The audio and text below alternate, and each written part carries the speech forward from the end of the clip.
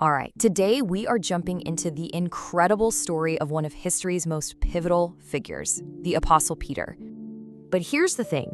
Before all the stained glass windows and the halos, he was just Simon, a fisherman from a pretty rough part of town who was probably known for having a bit of a temper.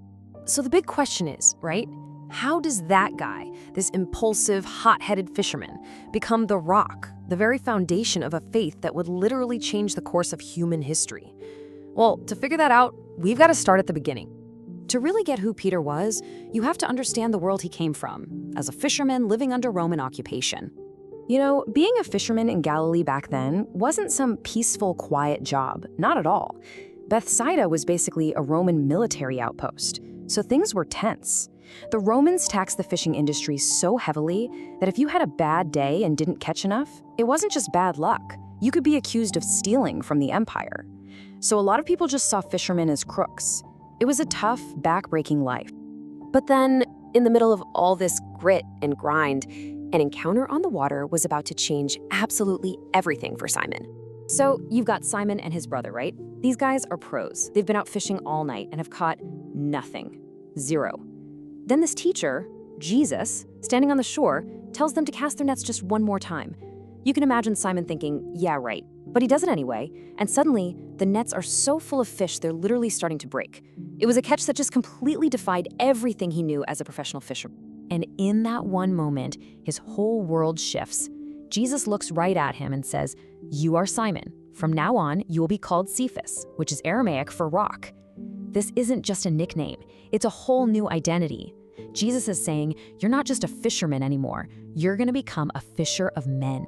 So what does Peter do? Does he puff out his chest? No way. He's just completely floored. He falls to his knees and says, "Depart from me, for I am a sinful man, O Lord." He feels totally and completely unworthy of what's just happened. Okay, and this is where Peter's story gets so compelling. Because this guy, this rock, was also just so profoundly human. You can see this incredible conflict playing out inside him. On one hand, he's the guy who has this moment of brilliant insight and declares, "You are the Christ." But he's also the same guy who takes his eyes off Jesus for 1 second and starts sinking in the water. He's the one who says, "Where else would we go?" but then pull out a sword in the garden when he was told not to. He's both the rock and the stumbling block all at once. And this internal war, it all leads to his absolute lowest point. In a single night, overcome by fear, he denies that he even knows Jesus. Not once, not twice, but 3 separate times, just like Jesus said he would. The sound of a rooster crowing becomes the soundtrack to his greatest failure.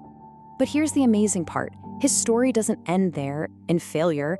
In fact, that failure becomes the very thing that remakes him. After the soul-crushing despair of the crucifixion, this wild rumor starts to spread. The tomb is empty. And what is Peter's first instinct? He runs. He just takes off, sprinting away from his hopelessness toward this tiny, unbelievable glimmer of hope. And this is where his comeback begins. And it is just beautiful. Remember those 3 times he denied Jesus? Well, now, on a shoreline, the resurrected Jesus pulls him aside and asks him a question 3 times. "Do you love me?" It's this powerful, healing moment. Every time Peter says yes, another layer of that shame is peeled away. And Jesus doesn't hold the failure over his head. Instead, he gives him a new purpose: feed my sheep. He literally transforms Peter's biggest failure into his new job description, to take care of the very people he had almost abandoned. So now you see a completely different Peter emerge. He's not just that impulsive fisherman anymore. He's an apostle, forged and ready to act. Remember when Jesus promised Peter the keys of the kingdom? Well, now we get to see what that actually means. Peter starts unlocking the door to this new community for everyone. First, he preaches to the Jews at Pentecost. Then he brings in the Samaritans, breaking down centuries of hostility. And finally, after a wild vision, he opens the door to the Gentiles, the entire non-Jewish world. He was throwing the doors open for everybody. And that brings us to the final powerful chapter of his life, where the student fully embodies the path of his teacher.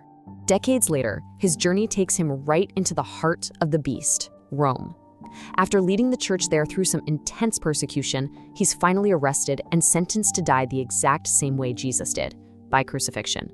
But in his final moments, Peter makes this one last, incredible request. He asks to be crucified upside down. Why? Because he felt he wasn't even worthy to die in the same manner as his Savior. I mean, that single act says everything about his transformation from a proud fisherman to a profoundly humble disciple. So when you look at Peter's life, it's not a story about being perfect. It's about how failure, suffering, and weakness can be forged into this unbreakable, steadfast hope. It's like the writings connected to him say he learned to set his hope fully, not on his own strength, but on the grace that was still to come. He anchored himself in a future promise. And that leaves us with a huge question, one that Peter's entire life begs us to ask ourselves: how can our own deepest failures become the very foundation for our greatest purpose, and maybe even a world-changing legacy?